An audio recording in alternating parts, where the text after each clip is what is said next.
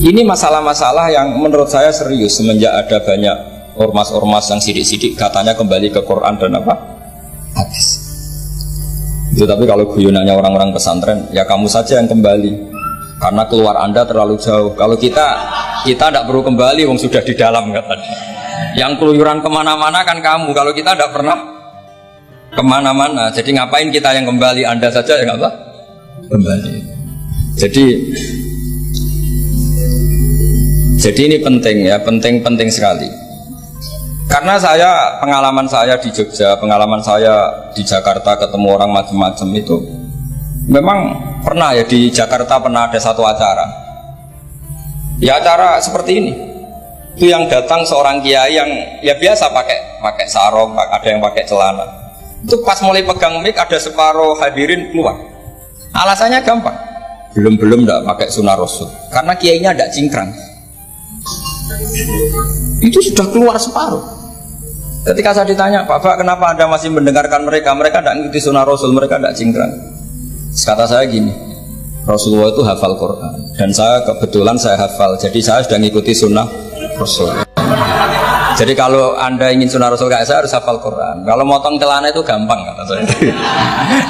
Kalau motong celana itu gampang kata saya. Itu kan murah sekali dan mudah.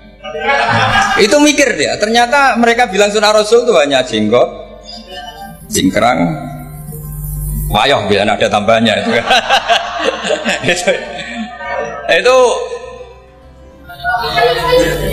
Lah ini saya tantang anak-anak Anwar 3 supaya ngikuti sunnah Rasul yang keren, yang tantangannya berat, yaitu hafal berapa Gus tadi 3 juz itu. Itu saya tuh sering protes sama anak-anak. Itu nanti kalau ketemu malaikat Jibril, Anda dianggap mengikhtisar Quran. Masa Quran 30 juz jadi 3 juz. Itu kan kayak kitab Mukhtasar Jiddan, jadi dari kitab besar terus diringkas. Saya tidak bisa bayangkan kalau Anda nanti ditanya malaikat Jibril, kenapa Quran saya turunkan 30 juz jadi 3 juz. Ya tapi karena ya itu tadi, karena saya yakin Gus Zofur orang alim itu tadi kaidahnya itu malayudroku kullu layudroku kullu. Kalau nggak bisa semua jangan sama sekali. Ini sekedar pengalaman untuk anak-anak. Kalau di pondok Quran itu sampai deres kulhu itu buatan berani, karena dikira kayak sudah sampai 30 juz. Memang pondok Quran itu unik. Anak-anak itu bisa lanya 2 juz 12, juz 13, tapi juz amma itu udah hafal. Karena ketika menghafalkan tuh udah kober ngapalkan yang juz amma. Memang hafal betul juz 7, juz 8, tapi juz amma kadang nggak bisa, duha kadang nggak bisa. Imam Mitraweh kadang nggak bisa dia, karena dia besar kober, karena ngapalkan Quran itu kan berat.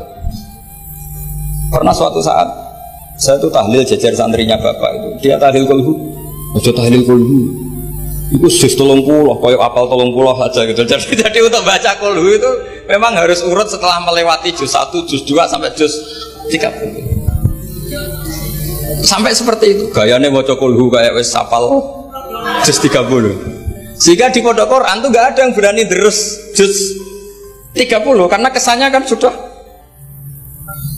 Iya, jadi itu tradisi yang mungkin ya mungkin beda itu. Saya sendiri juga agak seneng kalau ada santri kok terus juz 30 itu kok melete itu kok sudah. Nah ternyata di sini saya ketemu santri-santri yang jurus juz 30 terus ini. Wah ini menurut saya ini agak masalah dalam tradisi saya ya, dalam tradisi kami.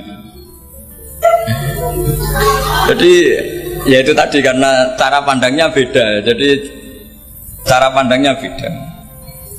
Tapi saya berkeyakinan memang. Saya sering ketemu Gus Iit, adiknya Gus Zofur itu. Beliau sering cerita ke saya, Gus kalau bisa nanti sarang itu semacam kayak Islamic Center. Karena kita tahu semua kayak apa alimnya Gus Naji, kayak apa alimnya Gus Zofur, alimnya putra-putra Mbah Mun, sesuai bidang spesifikasi ilmu masing-masing. Saya sering nasihati yai bahwa semuanya itu ada ilmunya. Tadi misalnya Anda tidak tegas sama orang fasik, itu ada ilmunya. Karena mungkin kita tawaduk, la nadrima yuhtamu bihi, kita tidak tahu si fasik tadi yuhtamu bi apa, kita tidak tahu. Kita sendiri nggak pernah yakin kalau kita nuftam misalnya bi husnul khotimah. Saya kalau di Jogja ketemu orang liberal, ketemu orang macam-macam, saya pakai ilmu itu. Tapi kalau saya ngaji di pesantren pakai ilmu at-tafriq bainal haqqi wa bainal batil. Kalau santri baik ya tak puji, kalau yang enggak baik ya. Tapi yang jelas enggak tak saboyong. Karena pondok saya bilang enggak punya adat boyong. Kata bapak, hak kena keramat, santri sing beling delalah boyong, tapi jogeman boyong gitu. Jadi berarti karena kalau musuhnya boyong berarti tidak keramat karena pakai pakai kriteria fikih tadi pakai. Ini penting saya aturkan karena jangan sampai khazanah kearifan wali songo yang kancanan orang macam-macam. Ada 7 hari ya diterima, 40 hari ya diterima. Zaman itu ya nggak diterima sebagai khurafat bid'ah ya enggak. Sehingga menurut saya wali songo itu adalah panutan di mana itu semuanya diselesaikan bil ilmi. Bukan karena emosi aksi reaksi itu enggak, semuanya bil ilmi. Saya pernah baca kitab Al-Minanul Kubro karangannya Imam Saroni. Beliau cerita sebagian ilmu itu sudah keluar dari afdholiyah karena satu kondisi. Misalnya sebaiknya amal itu sirron. Tapi kenapa guru-guru kita Mbah Mun sendiri sering pengajian besar, Gus Zofur, banyak lah yang mau acara besar. Saya sampai sekarang nggak pernah punya acara besar. Wiling-wilingan saya yang pengagum sirron gitu. Tapi ternyata di kitab-kitab kita, kata Abdul Hasan Asadili mengatakan a'linu bito atikum kama yatadzoharu ghairukum bil ma'asi.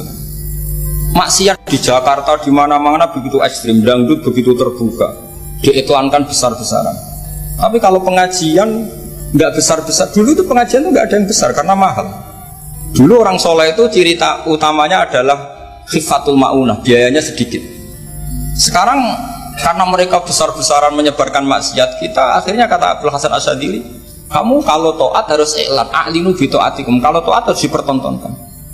Sehingga seneng saya misalnya tadi dipertontonkan anak-anak ahli bahasa Arab sampai Abu Jahalnya saja bisa. Wah itu kan satu prestasi yang luar biasa. Kalau Abu Jahalnya saja alim, apalagi yang tidak Abu Jahal. Apalagi Abu Jahalnya tadi sopan, wah itu bagus sekali itu.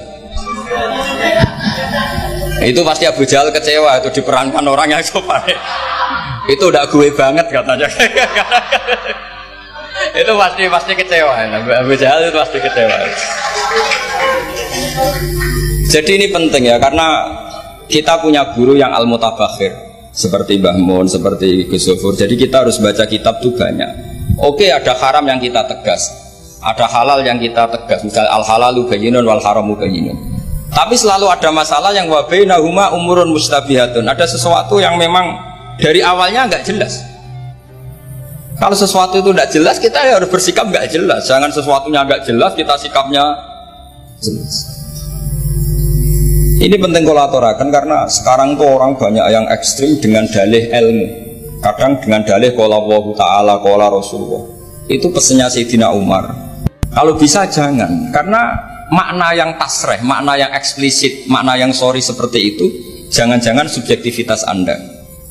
Seperti tadi si Ustadz tadi, ketika dia tegas, dia seakan-akan bahwa mandat Tuhan kalau saya harus ulil haqqa walau kana murron, misalnya seperti itu. Tapi setelah diingatkan Harun ar-Rasyid bahwa Musa yang termasuk afdalul khalqi tentu, termasuk orang-orang pilihan, ternyata masih disuruh sopan hanya kepada siapa? Fir'aun, yang jelas tahu.